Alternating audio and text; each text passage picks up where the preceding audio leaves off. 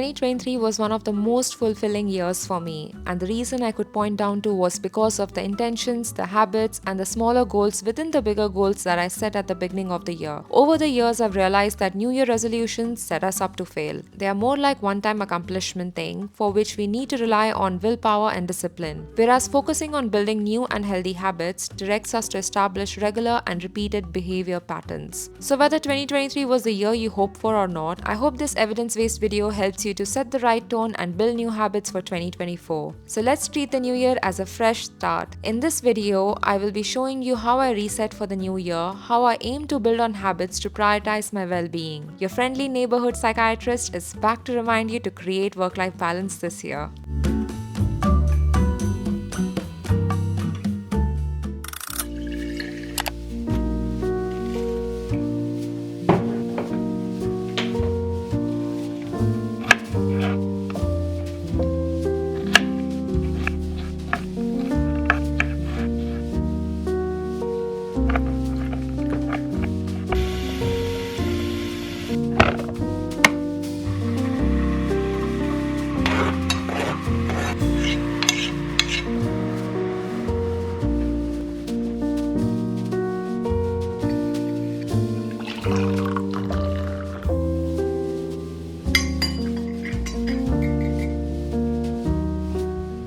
Welcome back, guys. This is the first video of the year 2024. This video is all about setting intentions and how to achieve those goals going into a new year. One of the things that is easily forgotten and easily brushed off going into a new year is forgetting to reflect on the year that's just gone by. Every single milestone, every little achievement counts. That's the first thing I do before setting intentions for the new year, is to reflect on the year that has just gone by, whether it's achievements, failures, challenges, everything. So the way I do it is by splitting it into 3 categories. Number 1, I recap on all my achievements, all my successes and milestones. It's so important to give yourself that pat on the back for getting through a year, and every little achievement counts. And I'm going to keep saying that throughout this video. The second category is I list all the areas of improvement, things that I have learned, all the learning opportunities that came my way. And the third category is all my failures, all my challenges, and all the setbacks that happen in the year 2023. I'm going to list all the topics that you could consider when you are going to be reflecting on the year 2023. I usually do it month by month, and that's what I'm going to do now. So let's do that together. So if you've got a paper or a pen or a diary, or if you're somebody who's very,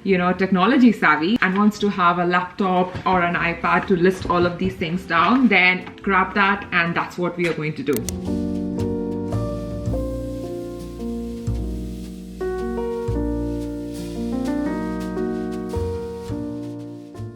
Okay, another way of reflecting is by making a wellness wheel. So each spoke is a separate category in your life. Then you would rate each category on a scale of 1 to 10, 1 being the least and 10 being the highest. I actually enjoy this because it gives a visual representation of how your year has just gone by. Say, for example, health. If 1 is the least amount of energy you dedicated to your health in 2023, then you would rate it 1. And if your health was 10 out of 10 and you were fully happy and fully content with how your health was doing in 2023, then you would give it 10 out of 10.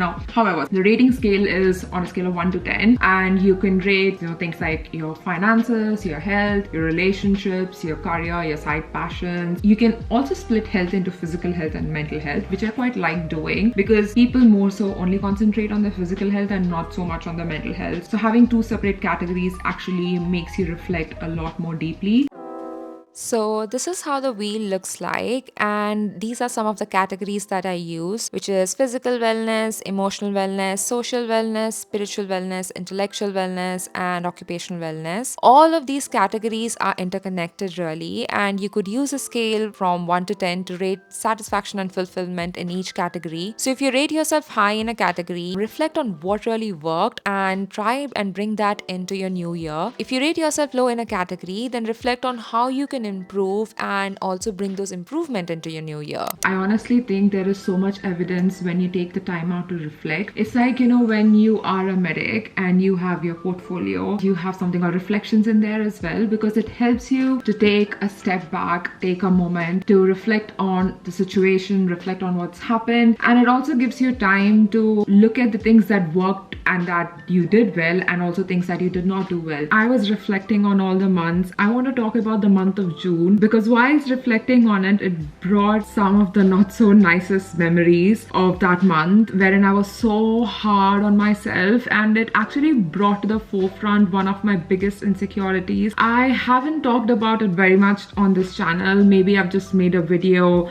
very superficially addressed it, which is my acne prone skin. I have suffered with acne for decades now. It really kills my self-confidence. It is one of my biggest insecurities, and I kind of beat myself up over it. Some of the things are in my control, but a lot of the things are beyond my control. Well, 2023 was the year when I kind of took charge to finally address my skin, which had taken a beating for over a decade. If I'm being very honest, until last year I did not fully look after my own skin, and whilst I'm in my 30s, although my skin has taken a beating with acne, I also know with age my skin is not going to be what it was, and it was time for me to take charge and look into it both externally and internally. Well, how can I talk about skin health and not talk about today's show sponsor? Thank you so much, Amiro, for sponsoring today's video. Well, this is what my skin looked like in the summer of 2023, and this is what my skin looks like now. And here's a clipping of my skin without any makeup from this morning. I've been using the R3 Turbo, which has been such a game changer for how my skin looks and feels. The way I use it every morning is by firstly preparing by cleansing my face and neck area. I then switch on the device. Each time you press this button, you can change the setting to a different mode. I then apply the mask and then use the device to slide over it. I usually use the device for around 2 minutes on each side. They have masks with essence which are separate for the eye area and the face, jawline and neck. I love how this isn't time consuming at all like other devices in the market, and does such a great job to help with fine lines, puffiness and aging signs. Once the essence is absorbed, I then carry on with my usual skincare routine, which you can find on the card linked on the left side of your screen. This is great to reduce that morning puffiness for me. Moving on to my nighttime routine, I'm in my 30s and I need to start considering all the aging that's coming my way. So I use the R3 Turbo anti-aging mode. I first apply the amiro gel evenly on my face. I then slide the device to slide on my face to tighten and lift. It usually takes a minute on each side. Need to focus on my forehead area, of course. After which I cleanse my face, followed by my regular skincare routine. Honestly, I'm someone who has really sensitive skin, and this works wonderfully for me. It has truly transformed my skin. So if you're somebody who's looking for a hassle-free option which involves powerful RF, that is radio frequency,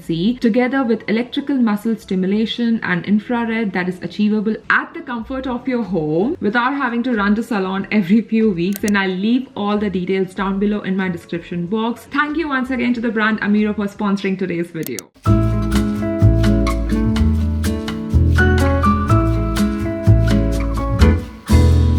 Whilst clearing your headspace and resetting mentally is important, so is clearing out your physical space or your environment physically. I've noticed that on the days when I wake up to a clean flat or have a clean work table, it just puts me in a good mood really. Here's something interesting. A study at Princeton University Neuroscience Institute found that having a messy desk might make it harder to stay focused. Our brains respond better to order, so a tidy workspace could actually help you process information better and get more work done. Honestly, for me personally, the idea of starting the year and week in a clean, tidy flat correlates to a fresh start.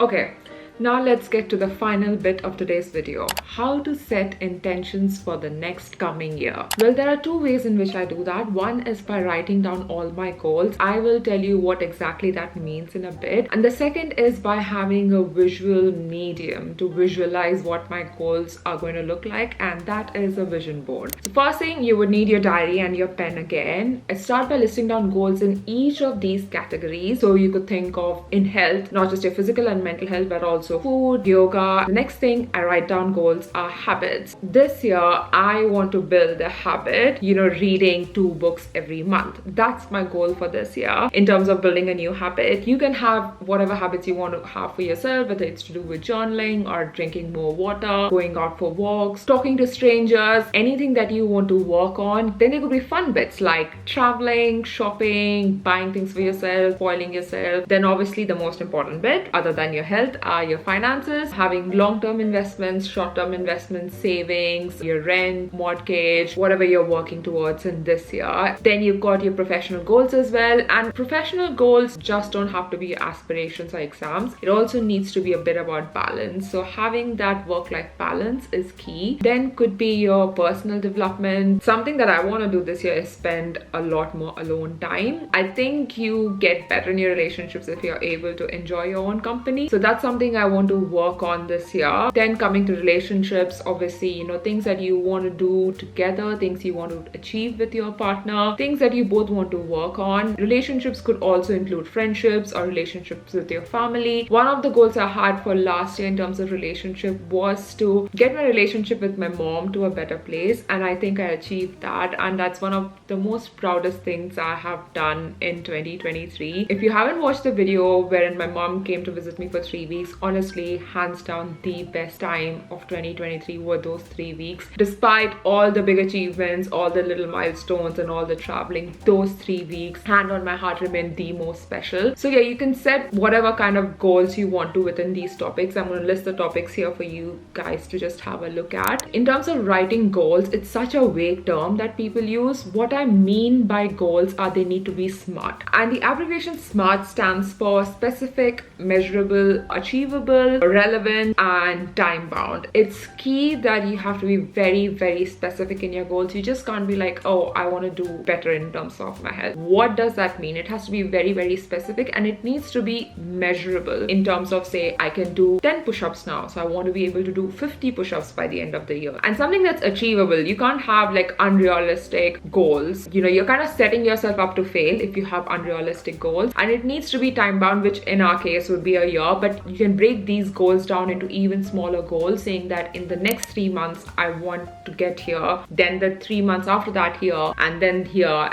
at the end of the year, this is where my final goal is going to be. So the next thing I do is I put them in order of priority, what sits on top of my priority in terms of my goals and what sits at the bottom. My health always remains my #1 priority. It's never changed over the years, and everything else kind of shuffles in between. The next thing that I do, which I just mentioned, is about breaking down these goals into smaller goals. It makes it much more doable. It makes it look a lot more achievable instead of having these big end goals. If you set smaller goals along the way, then it makes it much more accessible. Say for example, like I said, I want to be able to read 2 books every month. If I just set that goal, it looks like, oh my god, it seems like a lot. So I kind of break it down into smaller goals. So my goal is to read 15 minutes every single day. That over time builds up, and that way you're able to form a habit rather than just be worried about, you know, achieving a goal. The final thing that I list down are distractions. No matter how many goals you set, there will be hiccups on the way. There will be distractions that are going to come. So you need to list down the distractions for each goal. Say for example, in terms of reading every day, I know I might get distracted looking at my phone if there's an Instagram notification that comes up. So what I'm going to do is, once it's going to be 9 p.m, I'm going to put off my internet and my phone is going to be put in another room while I read a book. So think of all the distractions that can come your way when you're trying to work towards this goal. So the next bit is the fun bit, which is making the vision board. The first thing I do is go onto Pinterest and I write down all of these topics and then download pictures on Pinterest which are remotely related to these topics I've written down. This is what my 2023 vision board looked like. I have gone on to achieve and make a lot of these dreams from this vision board come true. So this needs a bit of spicing up, and that's what we are going to do today. So I'm going to go on Pinterest, write down all of these categories, and then start downloading pictures which, like I said, have any kind of relation to these topics and something that kind of resonates with me. So what resonates with me might not resonate with you, so you need to do what works best for you and download all of these pictures, and then all you need to do is make a collage. You can use so many free softwares, you can use so many free apps. I usually use Procreate on my iPad, or you can just use Insta stories. You know, we can just keep adding pictures and make a collage there. I make 2 versions of it usually, one for my phone, which would be like a screensaver, and one for my laptop as well. So one desktop version and one for my phone. The reason I make 2 versions is that so that it's constantly there staring at me. So in any case, if I need any sort of pep talk or motivation to happen which I'm lacking on a certain day, these pictures, this image is going to remind me to stay on track. Honestly, there is so much evidence that is out there that talks about writing down your goals or having a vision board can help you manifest and make your dreams come true.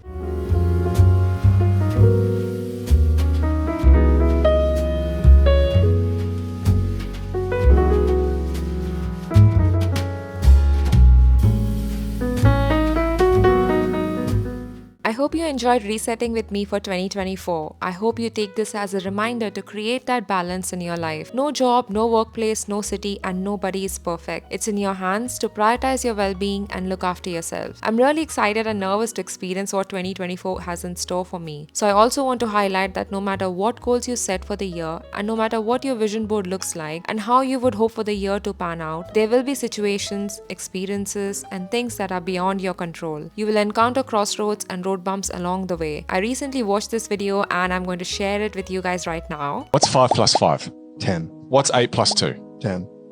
Okay. What's 9 plus 1? 10.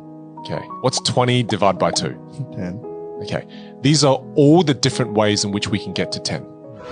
There is an infinite number of ways to get to 10.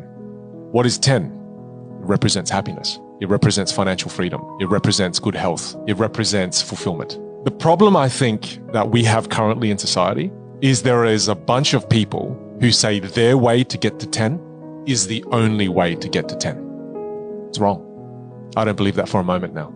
I think the joy in life, the beauty in life is you to find your own path towards 10 and be really wary when someone says this is the only way to get to 10, because you ask 10 different people that and they'll show you 10 different ways like you experienced. And it's not even about asking 10 people and trying to find the through line. The thing is to try to find the you line. What's your line to 10? And this literally sums up my thoughts. There are infinite ways to reach your goals, so leave room for chance and change. On that note, wishing you a fabulous 2024. See you all in the next one. Bye.